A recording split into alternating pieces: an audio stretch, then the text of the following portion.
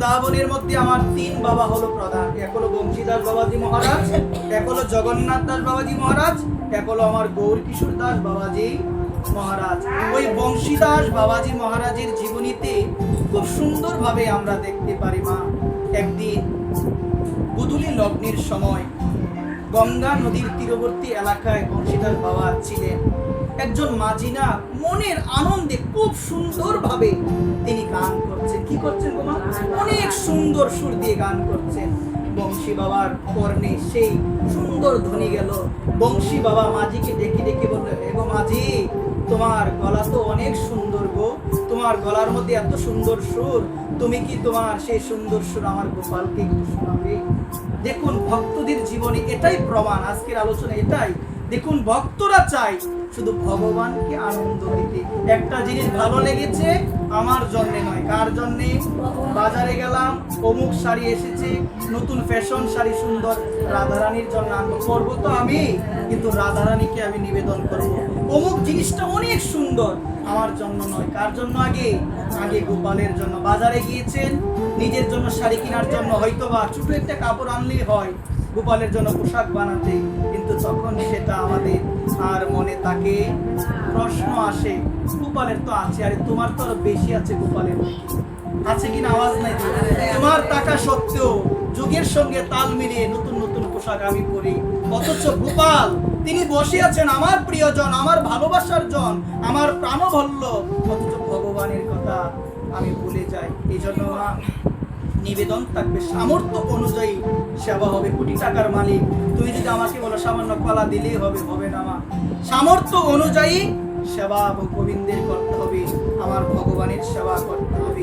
একদিন কি হলো, বংশীদাস বাবাজি মহারাজের আশ্রমে হরিনাম সংকীর্তন হচ্ছে। বাবা রন্ধনশালায় গেলেন। বাবার শরীরে তখন ছিল একটু জ্বর। কি ছিল সবাই বলো? একটু জ্বর ছিল। বংশী বাবার কথা শুনে যাও, একটু জ্বর ছিল। বাবা রন্ধনশালায় গেল।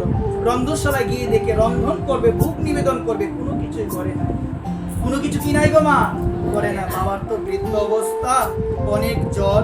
বাবা গোবিন্দের কাছে গিয়ে, গোপালের কাছে গিয়ে বলো, গোপাল, বাবা যখন বৃদ্ধ হয়, অভিমান নিয়ে বলেছেন, বাবা যখন বৃদ্ধ হয় দায়িত্ব নেই কে?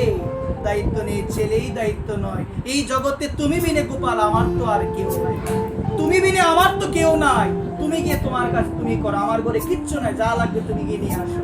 অভিমানে, অভিমানের কথাটা বলেছে। যারা যথার্থ ভক্ত, ভগবানের সঙ্গে প্রেম হয়, ভগবানের সঙ্গে অভিমানও হয়। আমরা করতে পারবো অভিমান? কারণ সেই স্তরে এখনো আমি যেতে পারি নাই, আমি কিসের অভিমান করব? আজকে বংশীদাস বাবা তিনি গোপালকে এই কথা বলে বংশীদাস বাবা চলে গেলেন কীর্তনের মধ্যে। জ্বর তো, শরীরের মধ্যে জ্বর, তিনি চলে গেলেন কীর্তনের মধ্যে। বংশী বাবার আর কোনো খেয়াল নেই কোনো কিছু। কীর্তনে প্রবেশ করেছে, অষ্ট সাত্ত্বিক বিবরে বাবা কীর্তন শুনছেন মনের আনন্দে। এদিকে দায়িত্ব কাকে দিয়েছেন?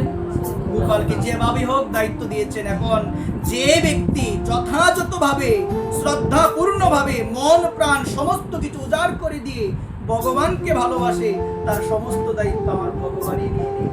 আজকে ভগবান দেখলেন আমার বাবা তিনি বিয়ে পর্যন্ত করে নাই, সংসারে যায় নাই, তার একমাত্র সন্তান হলো গোপাল। গোপালকে বলে চলে গেলেন। যখন গোপালকে বলে চলে গেলেন, গোপাল ভাবলেন যা করার আমাকে করতে হবে। নবদ্বীপের এক ব্যক্তির জমিতে সুন্দর সুন্দর আলু, পটল, বিভিন্ন সবজি হয়। গোপাল গেলেন সেগুলো আনার জন্য, চুরি করে আজকে গোপাল আনবে। মা শোনো, অদ্ভুত চরিত্র শোনো, চুরি করে কে আনবে গো? গোপাল আনবে। গোপাল যখন আস্তে আস্তে চুরির মধ্যে সেগুলো নিচ্ছে,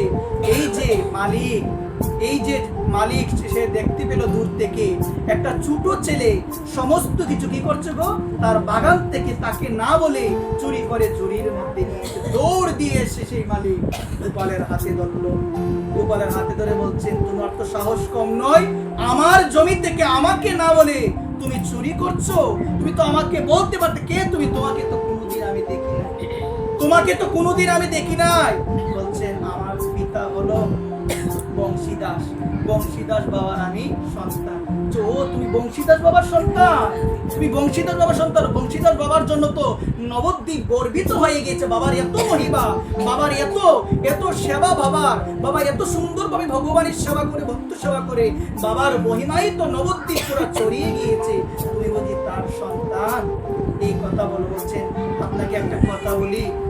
বাবা অসুস্থ, বাবা আমাকে পাঠিয়েছেন কিছু নেওয়ার জন্য, বুগরাগ হবে, ভক্তরা প্রসাদ পাবে, আপনি দয়া করে এই কথাটা আমার বাবাকে বলবেন।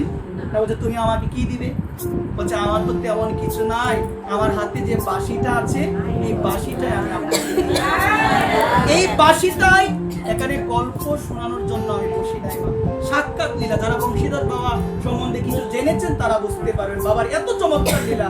তিনি বাংলাদেশের মধ্যে থেকে বৃন্দাবনের এক বুকের মধ্যে কুকুর ধরবে, তিনি কুকুর তাড়াচ্ছেন এখান থেকে বসে, বাংলাদেশে বসে।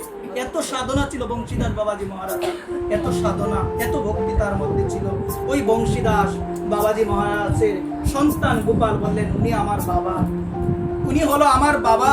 বাবা আজকে অসুস্থ, তাই আমি এসেছি, আমার কাছে তো কিছু নাই, আমি এটাই আপনাকে দিয়ে দিলাম, আপনি বলবেন না? সে মনে মনে ভাবলো বলতে হবে, বাবার এত মহিমা, বাবার সন্তানের যদি এইরকম চরিত্র হয় তাহলে বাবার এত চরিত্র নষ্ট হবে, সমাজে বলবে বাবার সন্তান।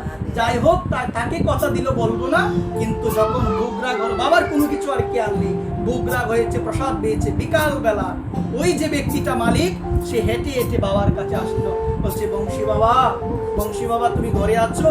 বাবা আশ্রম থেকে বের হয়েছে, বের হওয়ার বাবাকে বলছে বাবা তোমার তো এত মহিমা, কিন্তু বাবা তোমার সন্তান সে চুরি করে বেড়ায়, তোমাকে সাবধান করার জন্য বাবা আমি এসেছি। বলছে আমার সন্তান চুরি করে?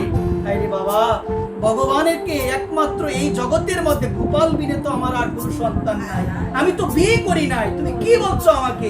আমি তো বিয়ে করি না, আমার সন্তান কেন যাবে তোমার এখানে? বলছে বাবা একটা প্রমাণ আছে আমার কাছে। বলছে বাবা একটা প্রমাণ আছে, আমি প্রমাণ রেখেছি বাবা, আমার মনে হয়েছে কি তোমার এত মহিমা, তোমার সন্তান যদি চুরি করে তাহলে তোমার তো বদনাম হবে, এই জন্য বাবা এসেছি। বাবা দেখো প্রমাণ ছাড়া আমি আসি নাই। বাবা বাঁশিটা বের করে বাবার কাছে দিল, বাবা সঙ্গে সঙ্গে ওই ব্যক্তির চরণে পড়ে, বাবা ওই ব্যক্তির চরণে পড়ে গিয়ে বলছে চিনে ফেলেছেন এটা কার বাঁশি গো? সবাই বলো এটা হচ্ছে আমার ভগবান, আমার প্রাণ গোবিন্দের বাঁশি। বাঁশি দেখার পরে কি বলছে জানো? তুমি কে গো? তোমার এত সৌভাগ্য, আজকে ভগবান কৃপা করে তোমাকে দর্শন দিয়েছে, ভগবান কৃপা করে ভগবানের বাঁশিটা তোমাকে দিয়ে দিয়েছে। এই কথা বলে তার হাত ধরে মন্দির খুলে দেখে আজকে ভগবানের শ্রীহস্তে বাঁশি নাই, ভগবানের পোশাকের মধ্যে আজকে ময়লা পড়ে রয়েছে।